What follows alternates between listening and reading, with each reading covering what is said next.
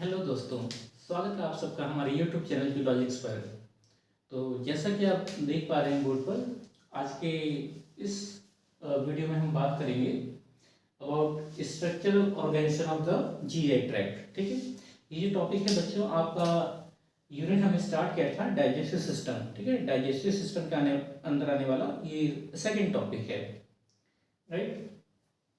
तो जैसे कि हमने फर्स्ट आपके वीडियो में या फर्स्ट टॉपिक में बात किया था कि जीआई ट्रैक्ट या डाइजेस्टिव सिस्टम क्या है। तो gastrointestinal tract, GI tract is gastrointestinal tract. ठीक है, gastrointestinal tract, right, GI tract. तो जो हमारा गैस्ट्रोइंटेस्टाइनल ट्रैक्ट है या इसको हम एलिमेंट्री कैनाल बोलते हैं। ठीक है, ये it start from the mouth and at the ends. ठीक है, तो ये पूरा जो पाइप नुमा स्ट्रक्चर है या ट्यूब नुमा स्ट्रक्चर है, इसी को हम बोलते हैं गैस्ट्रोइंटेस्टाइनल ट्रैक्ट। ठीक है, आज हमको जो बात करना है, कि जो जीआई ट्रैक्ट है इसका स्ट्रक्चर कैसा होता है। तो बेसिकली जीआई ट्रैक्ट जो है, ये ट्रैक्ट है एक ट्यूब नुमा स्ट्रक्चर है, ट्यूब नुमा। ठीक है, ट्यूब नुमा मतलब कि ये मानिए एक ट्यूब या पाइप है। ठीक है, तो जैसे हम ये बना रहे हैं, ये एक ट्यूब या एक पाइप है। अब ये ट्यूब या पाइप का अपना क्या है, बीच में तो खाली जगह है, मानिए एक सिलेंडर है। ठीक है, मतलब ये जो ट्यूब या पाइप बना रहे हैं, बीच में क्या है, this is you can see empty space, this part, but this is the wall। ये क्या इसका वॉल है। ठीक है, ये हमारी इस ट्यूब का वॉल है। तो स्ट्रक्चरल ऑर्गेनाइजेशन में हमको बेसिकली ये समझना है कि जो इसका जीआई ट्रैक्ट का वॉल है, ठीक है, उसका स्ट्रक्चर कैसा होता है, उसके बारे में हम बात करेंगे। तो पहले हम देखते हैं ये डायग्राम को। ठीक है, so this diagram shows layers of GI tract। तो हमारा जो गैस्ट्रोइंटेस्टाइनल ट्रैक्ट है, फ्रॉम इनसाइड टू आउटसाइड, जो ये रीजन दिखा रहा है, ये ल्यूमन के अंदर वाला रीजन है। ठीक है, तो ये वाला है, दिस इज इनसाइड। तो ये इनसाइड वाला रीजन है एंड दिस इज आउटसाइड वाला region. So from inside to outside there are 4 layers. ठीक है, 4 लेयर होती हैं जीआई ट्रैक्ट की। सबसे अंदर वाली लेयर को कहते हैं हम म्यूकोसा, उसके बाहर है आपका सबम्यूकोसा, देन उसके बाहर है मस्कुलरिस, और सबसे बाहर क्या है आपका सीरोसा। ठीक है, तो गैस्ट्रोइंटेस्टाइनल ट्रैक्ट की जो वॉल है उसमें 4 लेयर्स होती हैं। ठीक है, 4 layers, mucosa, submucosa, muscularis and serosa. ये चारों की लेयर कंटिन्यूअस होती हैं। ठीक है, मतलब फ्रॉम माउथ टिल एनस। तो पूरे हमारे जीआई ट्रैक्ट का जो स्ट्रक्चर होगा लेयर्स का या वॉल्स का, वो इन 4 लेयर्स से ही मिलकर बना होगा। ठीक है, तो एक एक करके हम बात करेंगे इन लेयर्स के बारे में कि क्या फीचर्स हैं, क्या प्रॉपर्टीज हैं, उसके बारे में बात करेंगे। ठीक है, आपको ये ध्यान रखना है कि सबसे अंदर वाली लेयर क्या है, म्यूकोसा। ठीक है, और फिर सबम्यूकोसा, मस्कुलरिस और सीरोसा, राइट। ठीक है, अब इसके बारे में देखिए, यहाँ पर आते हैं। अब जो इनर मोस्ट लेयर है म्यूकोसा, जिसको हम म्यूकस मेम्ब्रेन बोलते हैं, म्यूकस मेम्ब्रेन। ठीक है, अब आपके मन में आएगा कि what is this mucus, mucus क्या होता है। तो म्यूकस, या इसको अगर सामान्य हिंदी की भाषा में बोले, बलगम। ठीक है, it is sticky and we can say watery substance present inside the GI tract. ठीक है, अगर आपने कभी किसी मछली को पकड़ा होगा तो उसकी जब आप उसको होल्ड करेंगे तो वो आपके हाथ से फिसल जाएगी। तो मछली की सरफेस पे, बॉडी पे क्या है, पूरा it is covered with the mucus, जो उसको स्विमिंग में हेल्प करता है। सिमिलरली हमारे जीआई ट्रैक्ट की जो इनर लाइन है उसमें बहुत सारा, it contains lot of mucus, that's why it is called as mucosa, is also called as mucus membrane. ठीक है, देखिए जो म्यूकस मेम्ब्रेन है, इसकी जो अगर म्यूकस मेम्ब्रेन की हम बात करें तो it consist of 3 different membranes. ठीक है, इसमें भी 3 मेम्ब्रेन्स होती हैं, 3 मेम्ब्रेन्स से मिलकर बना होता है। There are 3 layers.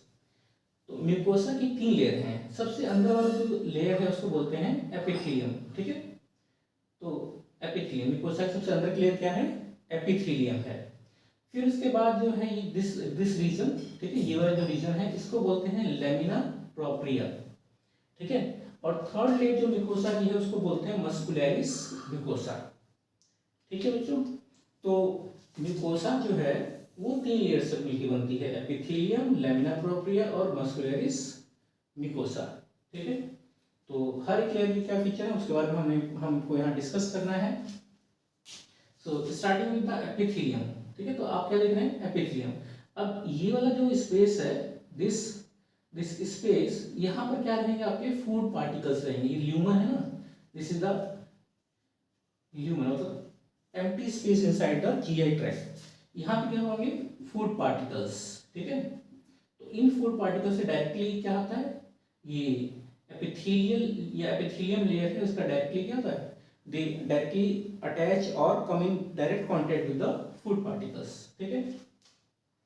अब एपिथेलियम की क्या विशेषताएं हैं, you need to know 3 things about this epithelium. पहला पॉइंट क्या है, इसका रिन्यूअल रेट जो है 5 to 7 डेज होता है, ठीक है, 5 to 7 days. Now what is this renewal rate, renew हो जाना मतलब उसको बदल देना, ठीक है। रिन्यू कर देना मतलब किसी चीज को आपने बदल दिया है, वापस से नया कर दिया है। तो होता क्या है कि हर 5 से 7 दिन में ये सारे जो सेल्स हैं एपिथेलियम के, ठीक है, वो वहां से अपनी जगह से मतलब दे लाइक वो वहां से हटा दिए जाते हैं या दे स्लॉप ऑफ, और वो बॉडी से along the faecal matter come out with the out from the body, ठीक है। तो देखिए इसका एक एग्जांपल समझिए आप। जैसे कि आप सब जानते हैं हमारा जो रेड ब्लड सेल है, ठीक है, रेड ब्लड सेल आरबीसी, उनका लाइफ स्पैन कितना होता है, उनका लाइफ स्पैन होता है 120 डेज, ठीक है, 120 दिन आरबीसी। 120 दिन बाद क्या होते हैं आरबीसी, मतलब वो उनका जीवन समाप्त हो जाता है, ठीक है, और वो डिस्ट्रॉय कर दिए जाते हैं। उसी तरह जो एपिथेलियल सेल्स हैं, ठीक है, एपिथेलियम सेल्स जो ये हर 5 से 7 दिन के बाद पूरे के पूरे मतलब अपनी वहां से अपनी जगह से हटा दिए जाते हैं, और ठीक है, और उसके जगह नए सेल्स आ जाते हैं। So this is called as renewal rate of epithelium. Then epithelium के अंदर there are some specific kind of cells called exocrine cells, exocrine cells, ठीक है। एक दूसरे प्रकार के सेल्स होते हैं जिनको बोलते हैं एंडोक्राइन सेल्स। तो एक्सोक्राइन और एंडोक्राइन का मतलब आप जानते होंगे या नहीं जानते तो आप समझाते हैं हम आपको। तो देखिए you must have read about exocrine gland and endocrine gland, ठीक है। एक्सोक्राइन ये जो वर्ड है आपका, एक मिनट इसको डिलीट कर देते हैं।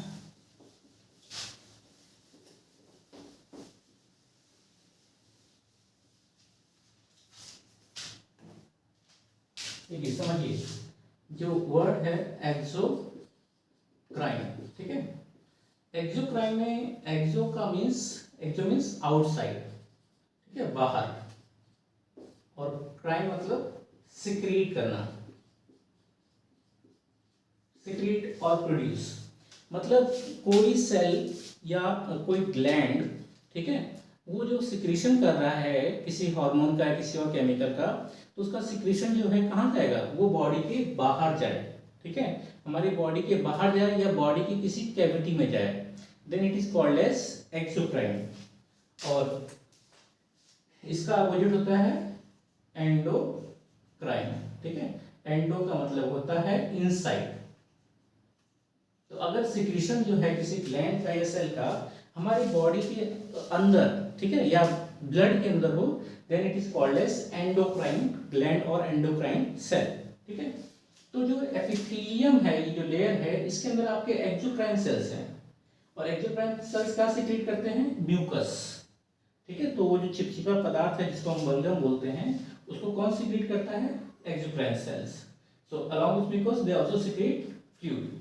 तो ये जो म्यूकस है या जो फ्लूइड है वो क्या होता है, यहाँ पर ये जो एपिथेलियम जो लेयर है इसके बाहर पूरा कोटिंग होती है, ठीक है, म्यूकस की, पूरा म्यूकस से कोटेड होते हैं, राइट।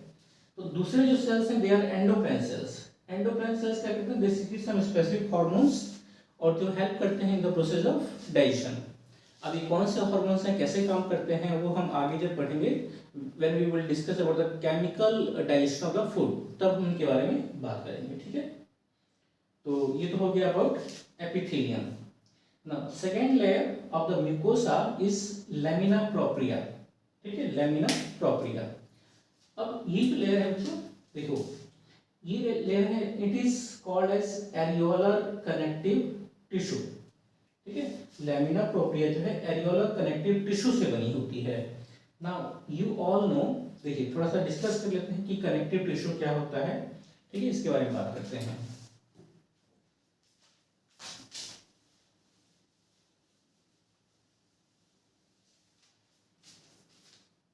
तो अगर आपको समझना है कि टिश्यू क्या होते हैं, तो बेसिकली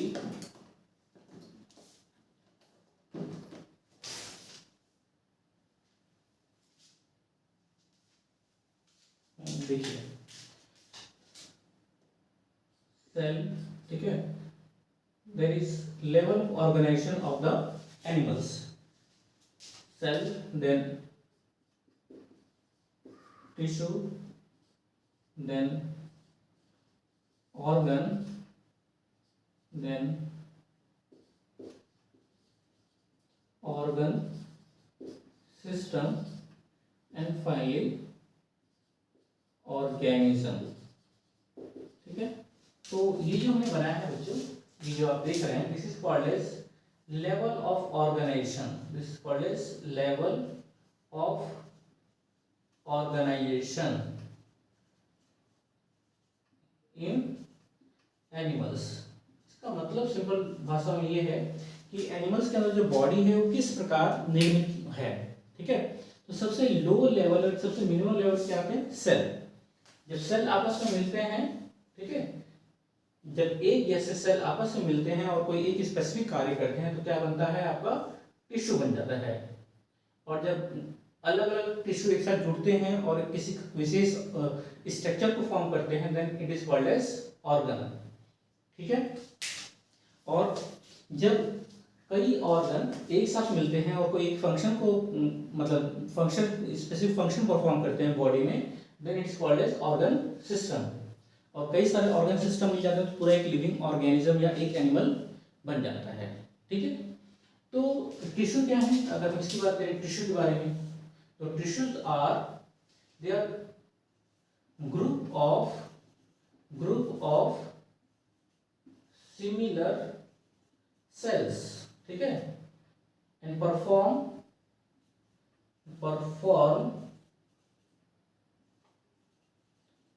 सेम फंक्शन, ठीक है। तो टिश्यू को बोला जाए तो टिश्यू क्या है, एक मतलब कि एक जैसी कोशिकाओं का समूह जो कोई एक स्पेसिफिक कार्य करता है, उसको हम क्या बोलेंगे, टिश्यू बोलेंगे, ठीक है। तो अगर हमारी बॉडी की बात करें तो देयर आर 4 मेन टिश्यूज। अगर हम एनिमल्स की बॉडी की बात करें तो 4 मेन टिश्यू होते हैं। पहला इंपॉर्टेंट टिश्यू है कनेक्टिव टिश्यू, ठीक है। तो पहला टिश्यू क्या है आपका, कनेक्टिव टिश्यू। फिर दूसरा टिश्यू जो है आपका, इट इज एपिथेलियल टिश्यू, ठीक है। तीसरा टिश्यू है आपका nervous tissue, and fourth tissues muscular tissue, ठीक है।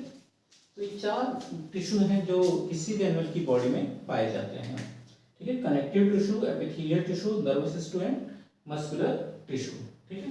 तो जो हमारा लैमिना प्रोप्रिया है ये क्या है, it is a areolar connective tissue, एक तरह का कनेक्टिव टिश्यू है। कनेक्टिव टिश्यू कहने का मतलब है, देखिए कनेक्टिव या कनेक्शन जोड़ना।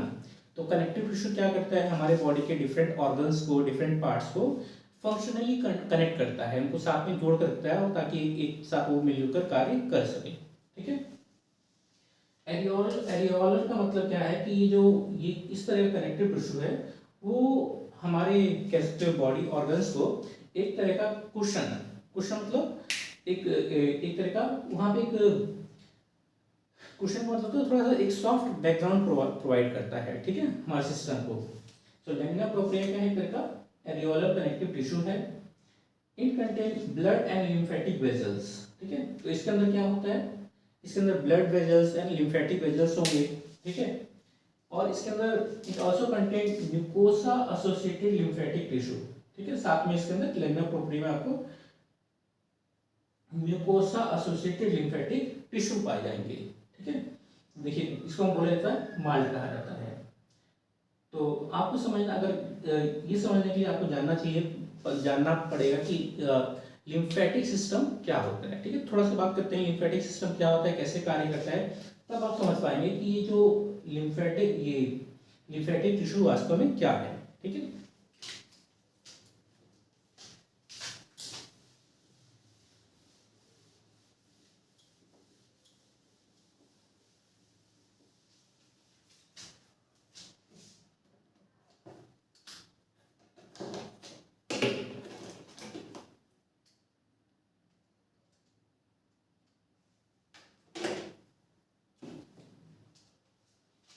देखिए बच्चों, तो हम बात करते हैं लिम्फेटिक सिस्टम। ठीक है, आप में से बहुत लोग नहीं जानते हैं लिम्फेटिक सिस्टम क्या होता है। हम सभी जानते हैं there is circulatory system in our body. Circulatory system में क्या होता है, ब्लड सर्कुलेट होता है and it will help in the like transport of oxygen, carbon dioxide and nutrients as well. ठीक है, lymphatic system is also associated with the immune system and your circulatory system। ठीक है, अब कैसे associated होता है वो और कैसे कार्य करता है उसके बारे में थोड़ा सा बात करेंगे हम। देखिए एक बहुत सिंपल डायग्राम बनाएंगे। This is heart. ठीक है, ये क्या है आपका, मान लीजिए हार्ट है। ठीक है, सिंपलिस्टिक डायग्राम है। तो now from heart arteries will come। ठीक है, ये arteries हैं, this is one artery। ठीक है, आर्टरी क्या करेगी, हार्ट से ऑक्सीजनेटेड ब्लड लेके कहां पर आएगी, bring it to the cells. ठीक है, और and this is the when.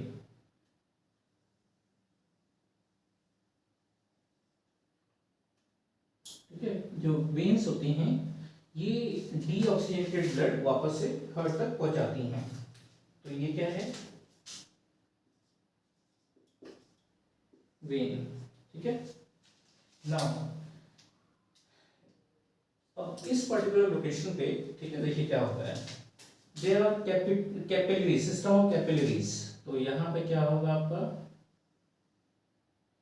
ये जो आर्टरीज एंड वेन्स हैं they will divide and form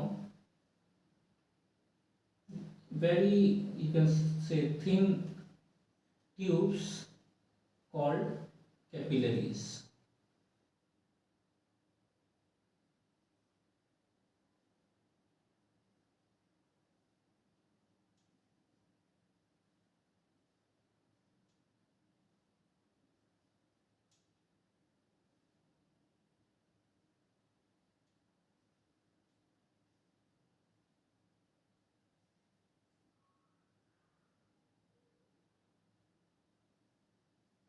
ठीक है, ये आपका कैपिलरीज है।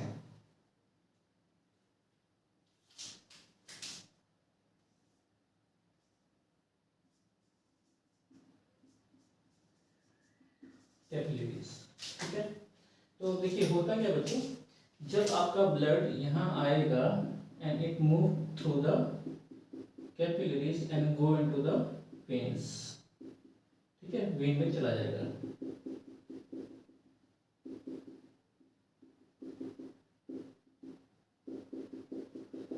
ठीक है, और आसपास आपके यहाँ मान लीजिए दीज आर द सेल्स। ये सब क्या है, सेल्स हैं which will get the oxygen and nutrients from this incoming blood। ठीक है,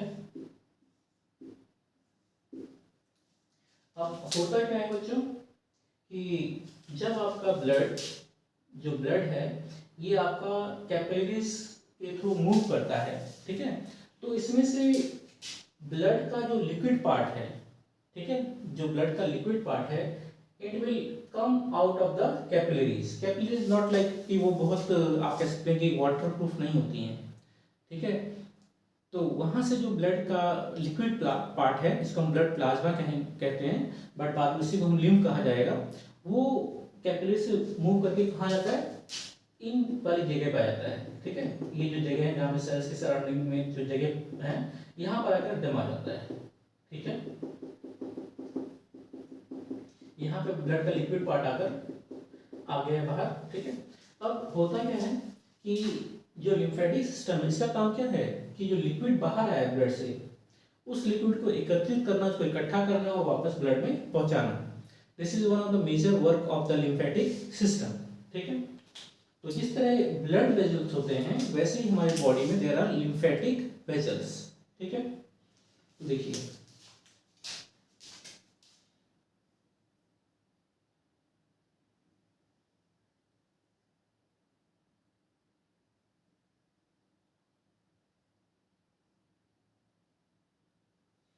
और लिम्फेटिक वेजल्स क्या है, they are open system.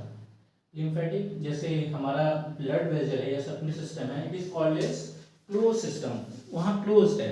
But lymphatic system इस तरह क्लोज सिस्टम नहीं होता, वहाँ लिम्फेटिक वेजल्स जो हैं कहीं कहीं आपका ट्यूब्स हैं, बट बाकी जगह क्या है वो खुला है, ठीक है। तो ये क्या है, this is one lymphatic vessel, ठीक है। then this structure is called as lymph node,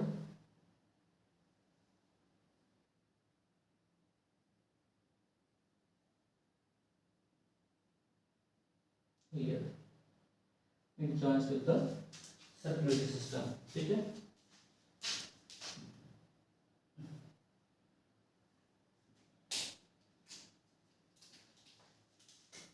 ये है आपका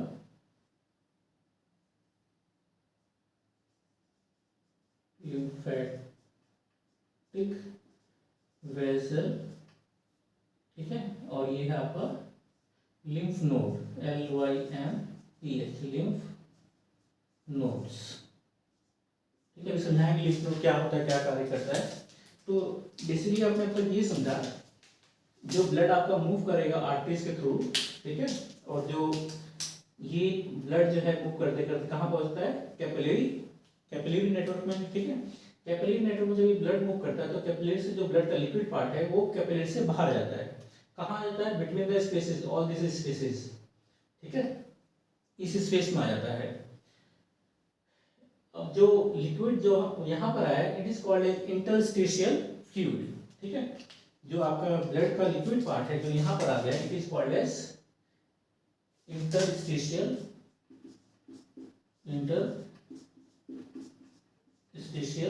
फ्लूइड कहते हैं, ठीक है। इसको इंटरस्टिशियल फ्लूइड कहते हैं, टिश्यू फ्लूइड भी कहते हैं।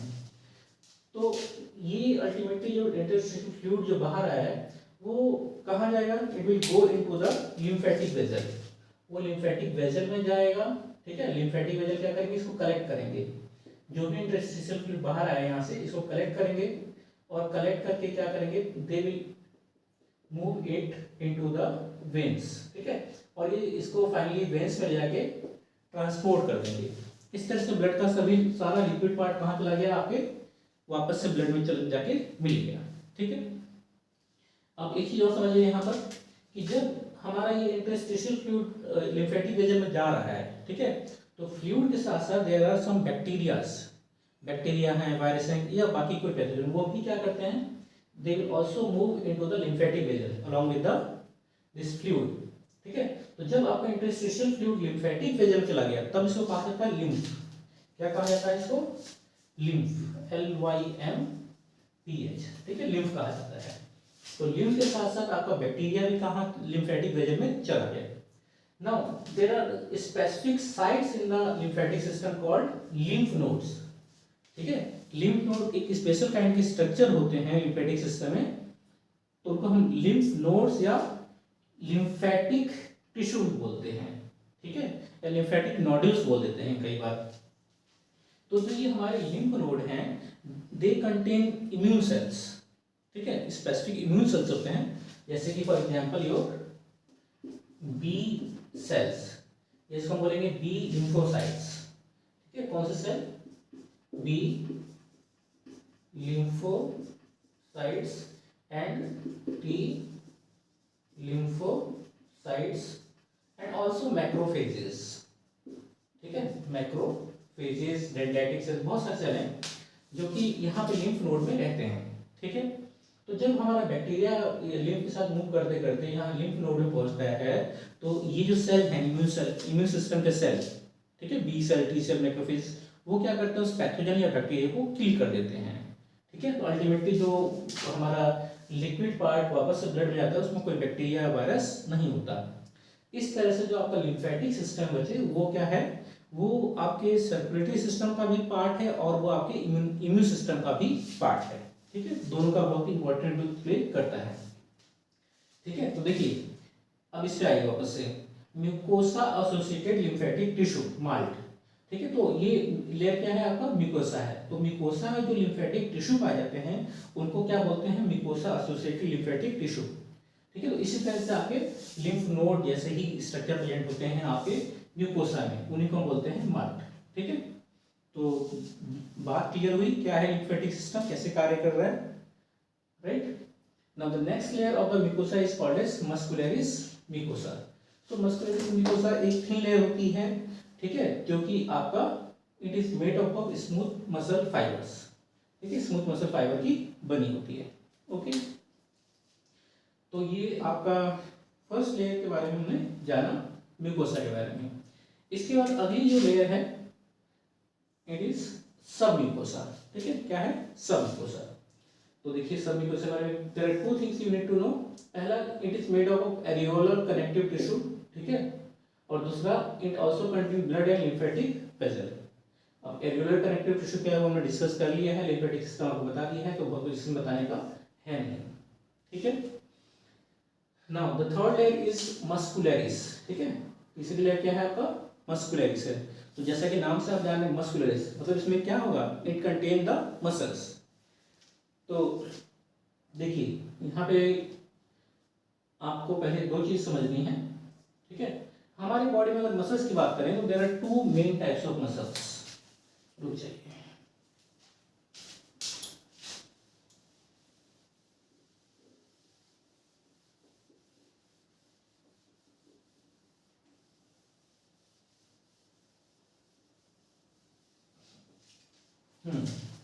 तो बच्चों जो मसल्स होती हैं, ठीक है, there are two main types of muscles in our body.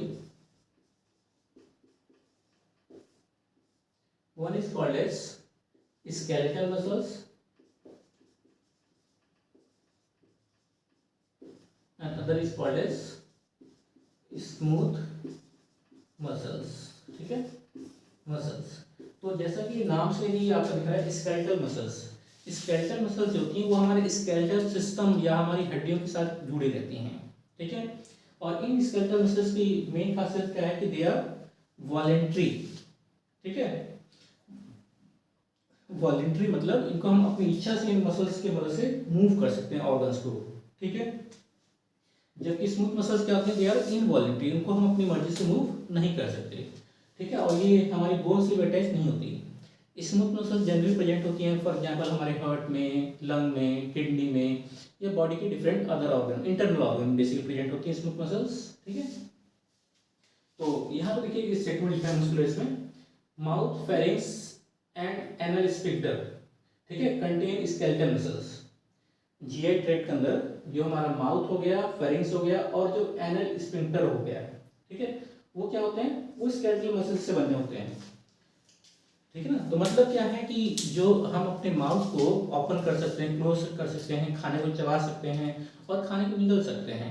ठीक है, तो माउथ इज लाइक कि जो स्टार्टिंग पार्ट है हमारे जीआई ट्रैक्ट का, तो वो क्या है? वहाँ पे स्केलेटल मसल्स है इसके, और स्केलेटल मसल प्रेजेंट होने के कारण हम वो अपनी वजह से इसको मूव कर सकते हैं और उसको कंट्रोल कर सकते हैं।